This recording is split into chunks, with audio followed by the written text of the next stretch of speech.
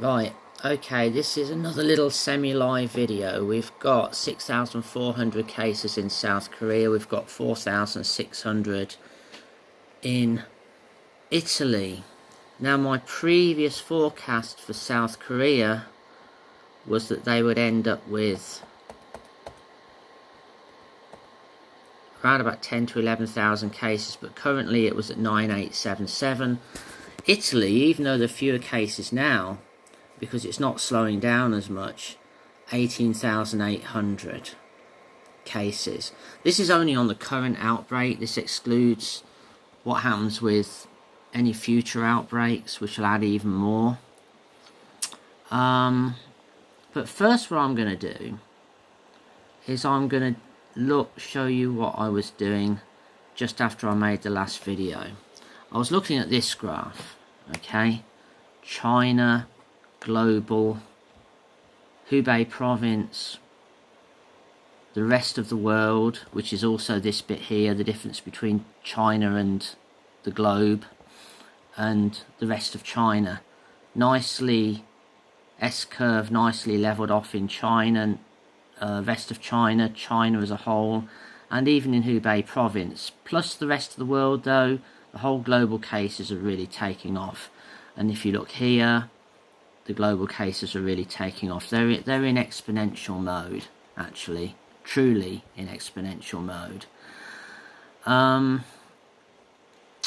Right, so I thought, well, hang on a minute, how long is it going to take? If you do that on a log chart, you get that. Okay, so this is China and Hubei and the rest. Okay, the China is the green line, which is somewhere in the middle. On a log chart, a straight line means an exponential rise, and you've got a wonderful straight line on the rest of the world cases. This is the rest of the world, including the Diamond Princess, and this is the rest of the world excluding the Diamond Princess. And those two lines are coming together anyway. So what I did, where you've got this wonderful straight line here, is I thought this is going up to meet China. Okay, how long is it going to take? Here it is. Okay, so this is your rest of the world line. It's at 20,000 cases now. Here's your China line, which is at 80,000 cases now. Okay, on trend, that's just going to creep up a tiny bit in the future. Okay, unless they have other outbreaks. On this current trend, so this is the 7th of March, this is day 8 of the forecast, so this is like today, right? It's going to take another 1, 2, 3, 4, 5, 6, 7, 8 days, and the rest of the world will have as many cases as China. It'll have 80,000 cases. Okay, 80,000 cases. That's by the 15th of March. Okay, which is 8 days from today. Could even be a day before that, because it's really day 15. It could be 7 or 8 days from now. So there's a really ominous forecast. Now if I were to be more conservative with that, and I were to assume that this was starting to go up and it wasn't accelerating anymore and it went up in a straight line, you've got 3,600 new cases every day. You've got 20,000 cases. You need to get to 80,000. That's only going to take, that's 60,000 cases you've got to do at a rate of about just under 4,000 a day. It's only going to take about another 15, 16 days or so for this to catch up with China. So that's the maximum. The minimum is about 7 or 8 days, and the maximum is 16 days or so for the rest of the world to catch up with China. And remember, the figures, well, none of the figures are really that reliable. Just on the figures that we've got, the rest of the world is catching up with China, because it's on this part of the curve, okay? So it's going to do this, you know? So there you go. There's about 10 days worth of increases in China. It's nearly 40,000 extra cases. This is what the rest of the world's going to do. It's going to go from 20,000 to 60,000 in a really, really short time. Okay, So that's a very concerning forecast, and I think that is a really great graph because it's a log graph. These are flat, okay, and the rest of the world is almost perfectly exponential right now. Good correlation on it, okay. Increasing 0.1913 coefficient, that's doubling about once every 3.5 days, because 0.7 is doubling once every day.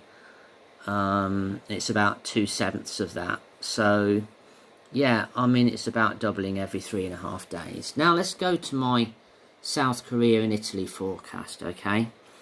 Now, Italy's cases have been increasing more than you would like. Okay, so let's go back and see what's been happening with Italy. These forecasts are based on the fact that the percentage change is declining a bit. Okay, so here's your Italian cases. Here's the daily increases, near the daily percentage increases. And they were actually falling, and then they jumped up a little bit for 2 or 3 days. Okay, and they came down a little bit today. What about South Korea? You had a nice trend. Okay, here are the total cases for South Korea. Here are the increases. Okay, and here are the daily increases, trending down quite nicely. Okay, I started my forecast from this point here. Okay, so my forecast from there to today was for 6,800, and it's 6767, so I'm not far out with the forecast. Okay, looking at Italy, I started here with the forecast 4144 against 4636, so it's going a bit faster than I thought it would, or rather than the computer thought it would, because the percentage increases here are actually bigger than what my model gives. Okay, whereas for Korea, here are the percentage increases for real, and here's what the model gives. It's pretty close, really.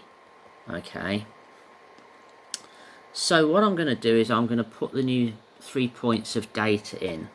So what I've done is on the percentage trend for, let's do South Korea first, because I don't think that's going to change it that much. These new 3 points here have changed this curve slightly, so I've got 110.49 and minus 0.161 as my coefficients. Okay, try and remember that. 110.49 minus 0.161.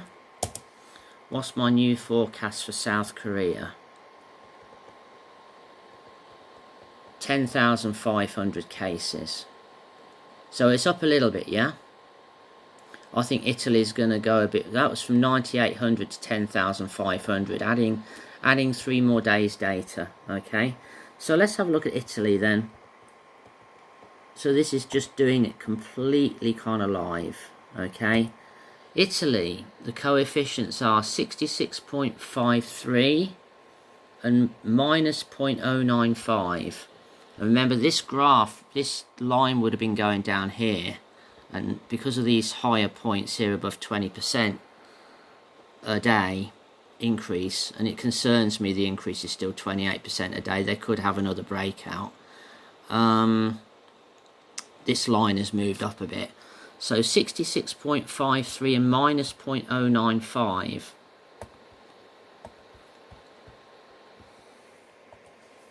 $66.53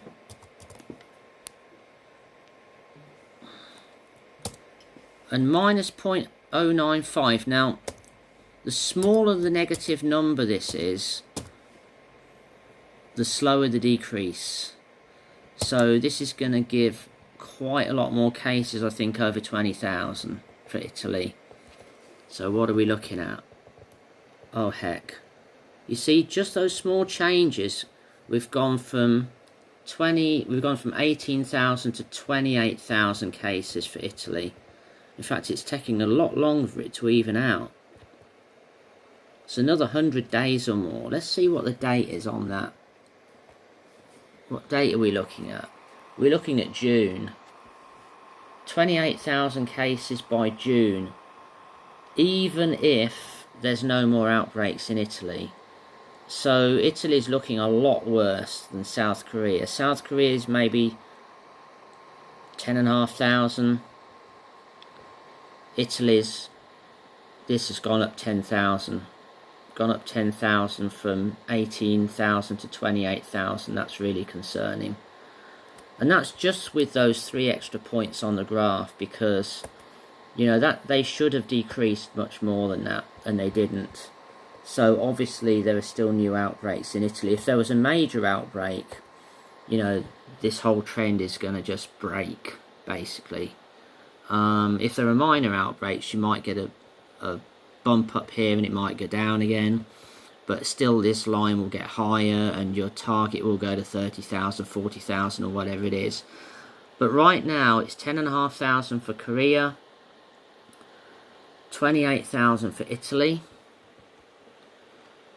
and somewhere between 8 and 15 days for the rest of the world to catch up with China. So if that isn't a pandemic, I don't know what is. So on that note, on this Saturday night, I'm going to say good night and don't have nightmares. But wash your hands and ignore what the healthcare people say. Go and read the research online. Go and read what they actually write down, what they actually put in writing. What they put in writing is what they're committed to.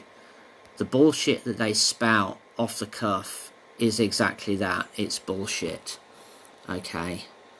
Look how China is bringing this under control, and look what's happening with the rest of the world. Okay.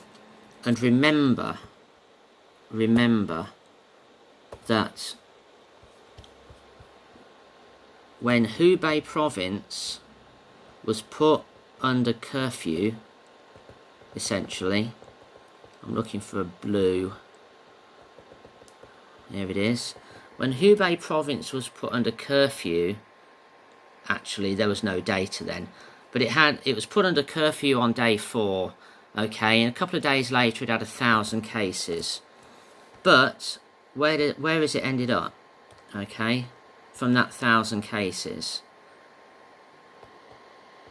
it's ended up at 67,000 cases. Okay, and where are we now with the world? Is the rest of the world under curfew yet? I don't know.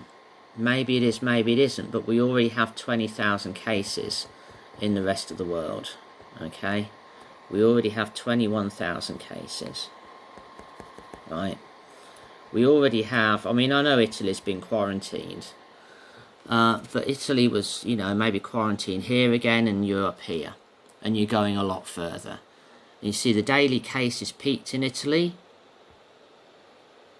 but then they increased again. Okay, South Korea not quite so bad. The rest of the world, as I said, the trend is exponential. Okay, the middle line there, the blue line, is exponential. That compares quite nicely with the China line for late January. South Korea, no, it's falling off. Okay, let's just have a quick look finally at South Korea's new cases, not in percentage terms but in real terms, if I can find it. Far too many charts on here now, but let's just have a quick look at South Korea. Okay, South Korea. The new cases have peaked in South Korea, you see, on an absolute basis. Okay, so if I take, that's cumulative. It's becoming a little bit of an S-curve, but it's going up quite a way.